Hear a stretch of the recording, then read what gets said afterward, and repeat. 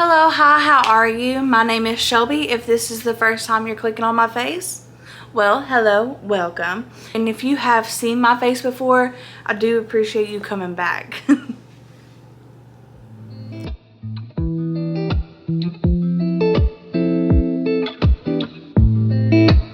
Anyways.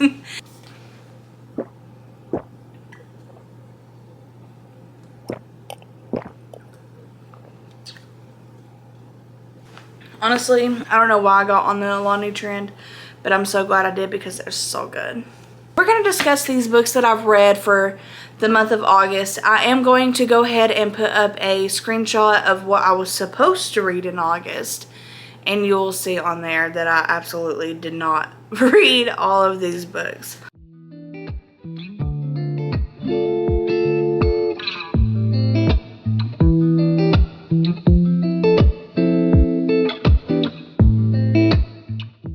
For the month of August, I had originally picked out 7 books. You've seen the screenshot of what those books were supposed to be. I only read 2 of those books, unfortunately. It's been a very busy month for me, and September is going to be a busier one. So my best friend is getting married, and I am the maid of honor, so it's been hectic. I mean, parties after parties as far as like wedding showers and bridal showers and bachelorette parties, and then the wedding is this month. So my reading is kind of lacking because I've been having to do a lot of stuff for that. Aside from that, I still did have a very good month in August. I read books that I liked and enjoyed, so that's the biggest thing. My hair looks a bit crazy. I did just get out of the shower not long ago, and I like to let my hair air dry. We're just going to go right into it, okay? We're going to talk about these books and what we like about them, what we don't like about them, what the books are kind of about, and we'll just kind of go from there, okay? The first book I went into August reading was Flock by Kate Stewart. If you haven't heard of this series, I would be very shocked. It's all over everything. Very popular book talk books. This is called the Ravenhood Trilogy. There's 3 books in the main trilogy. It's Flock, Exodus, and The Finish Line. And then she's got some new books coming out, I think. One of them is called like Sacred Hearts or something like that. I'm not too sure. Flock follows Cecilia, and she is having to move to Triple Falls to work for her dad's company for a year before she can get her inheritance. And the reason she wants her inheritance so bad is that way she can, you know, obviously have money as she grew up, you know, not the wealthiest of lives. Her first day at corporate, she ends up running into a guy named Sean, and they just kind of hit it off, you know, they have this chemistry that's undeniable. But with Sean comes a lot of secrecy, and she doesn't really know what's going on. It's just kind of wild, the stuff that he's holding back from her, and she can't trust him because of this. So if you've heard anything about these books, you know that there is a little bit of a why choose situation going on. That part I absolutely did not love, not my cup of tea. I still enjoyed reading it though, and I actually loved the character of Dom very much. She ends up really falling for Sean. The story just kind of takes off from there. Kate Stewart definitely writes an intriguing romance between these people, and I actually really liked all the characters in this. The whole secrecy thing really gets on my nerves, but I understood it, but it drove me insane in this book, but it's supposed to drive you insane. But I really did like Sean. He was such a cutie. And then Dominic, definitely a force to be reckoned with, but also very soft-hearted. She doesn't have a good relationship with her dad, so she's going to have to suffer through this for a year. So she's like, let me make the most of it. And then you get into like a why choose situation. The way that this book ends, you're like, I have to have the second one. Give it to me immediately. So this is a 4-star read for me. I was definitely surprised by how much I actually enjoyed it. I didn't think I would because I don't love the why choose trope, but I did really like this book. The next one I did read on my Kindle. I don't have the physical copy of that one. It is the second book in the series and my favorite book. In this book, we are introduced to a new character that shows up at the very last chapter of Flock. and he is my favorite character. A lot of people don't like him, but I absolutely adore him. His name is Tobias. Definitely my favorite in the series. He reminds me of Thomas Shelby from Peaky Blinders. I don't know why I was picturing him the whole entire time I read this book. That's where my mind was. Tobias is Thomas Shelby, okay? Oh my God.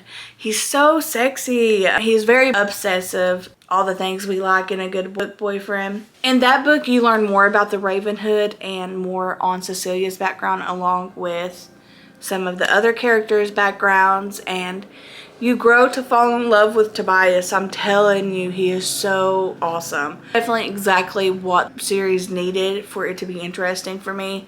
If it would have continued the way the first book would have, I probably wouldn't have went towards the third one. Wait. I think I'm getting confused. Oh, that's why I was confused. I couldn't remember for a second what was happening. You're wondering like what happened to the original characters, and so many, it's hard to say anything without spoiling it, but so many pieces are put together that you are so clueless about when you're reading the first book, and you're like, oh, so that's why that happened. Like it's one of those type of things. Like pieces just start falling into place. I loved the dynamic between Cecilia and Tobias as well, and she became the person that I wanted her and needed her to be by the end of the book. The back and forth between these two characters was amazing. I thoroughly enjoyed myself reading it. I read them all back to back, so forgive me if I seem like a little offish about it. I just can't remember exactly what happened in which one and what's a spoiler and what ain't.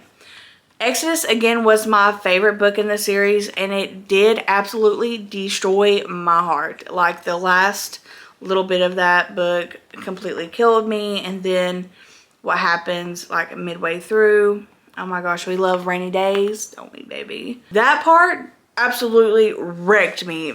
Jaw on the floor, tears shed, is how that whole entire chapter went, by the way. And then, oh my gosh, oh, I'm remembering stuff and I'm getting sad.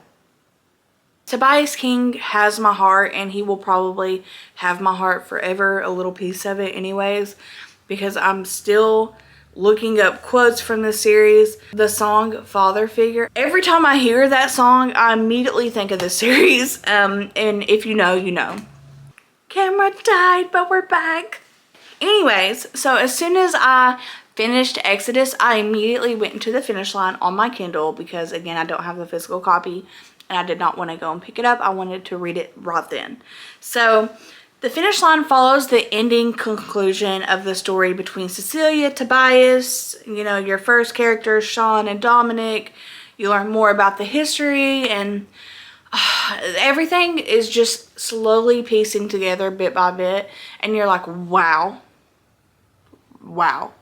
And it's hard to say anything without, you know, giving you guys spoilers. So what I will say is this was a 4-star read for me, and highly recommend this series. If you love like a mysterious boy, then you're gonna like this. If you like an obsessive, possessive man, you're gonna like this series. So, except for the first book. The first book is a Why Choose, which I didn't enjoy really that much. It was still a good read for me, but the second and third book are what hit for me more so than the first one, although I loved the first one as well. I do think this is like a hit and miss series for a lot of people though, so I don't really know if it'll be your cup of tea, but definitely give it a shot. If any of that sounded interesting to you, and if I made sense, because my brain is scrambled eggs this morning. Aside from the main Ravenhood trilogy, there is some, I think, spin-offs is what it is, that have come out. One is the backstory of one of the main characters, Dominic, and then the other is a backstory of one of the main side characters. I don't know if I'll read it or not. I think my heart hurts too much still when I think about these people, and I just don't know that I can make myself do that. The finish line was a little bit slow for me. It was still excellent. It was a little bit slow during the middle there, but it kind of needed to be, because I feel like the second book was just a lot. Like I said, it's hard to tell you much without spoiling anything, but definitely a really good series. I don't know if it's a 5-star series for me, but I would put it like at a 4-star series. I really enjoyed these books, and I will hopefully, we don't know. We'll see if we continue it. I'm not too sure. The next book I went into immediately was The Inadequate Heir. This is the third book in the Bridge Kingdom series. So the first two books, The Bridge Kingdom and The Traitor Queen, follow Arryn and Laura. This book, which is the third book, follows Zara and Karis. Zara is in line to become the next Empress of Valcata, and Karis is in line to become the king. These two cross paths, and they each don't know who the other person is. So, and their kingdoms hate one another. They've been fighting for years in this big, like, endless war. There's a lot of hate in their hearts for each other. Because, I mean, innocent people are getting killed, but they don't know that originally. They're meeting and they're, you know, falling for each other. They're having these great conversations, and the whole time they are at the front line of wanting to kill each other. So that part's kind of crazy. This book, though, what I will say, I rated this one 4 stars. I was a little bit bored. At the end, though, it makes up for it, okay? The first 2 books in the Bridge Kingdom series, I ate up. I absolutely adore Arryn and Laura.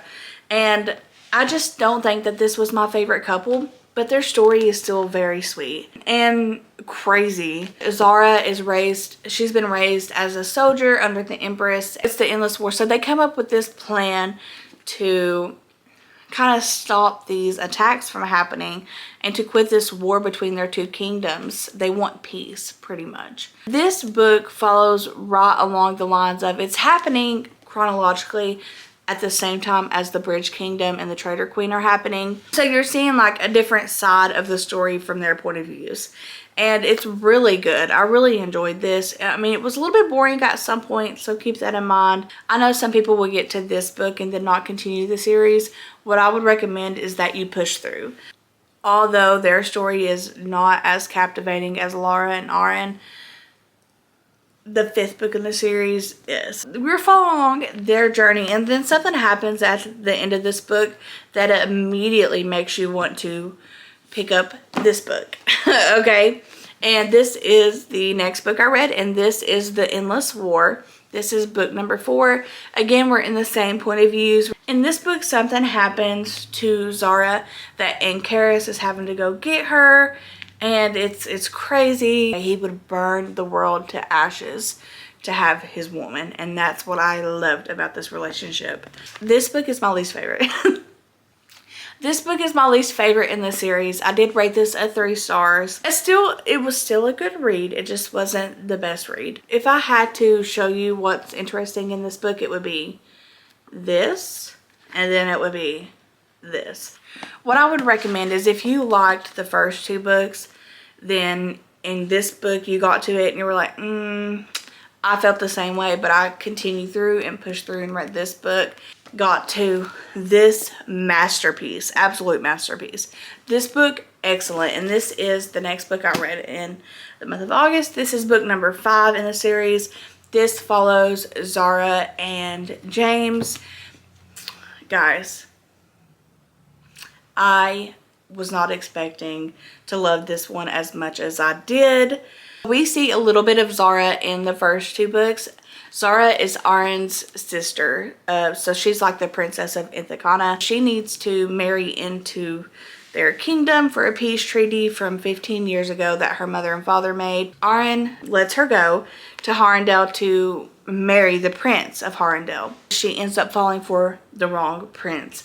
She ends up falling for the bastard prince. This had every bit of the tension, the angst, the lust, everything that you want between 2 characters. So good. And the way that this has you ending will make you want the next book so bad. The Audible version comes out, I think, October 8th. I'm not too sure. I'll post the date here. I'll look it up and let you guys know. And then the physical copy will be 6 months later. I will 100% be listening to that audiobook because I have to know how it ends. I absolutely love this. It was so great. They just had a lot of that tension that you want in 2 characters, and I was so here for it. Absolutely so here for it.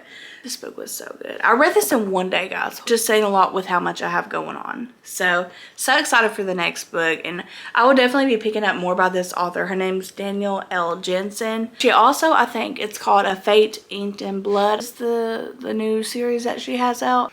Guys, read it. I know these two are not that great, okay? I know that they're a little bit boring.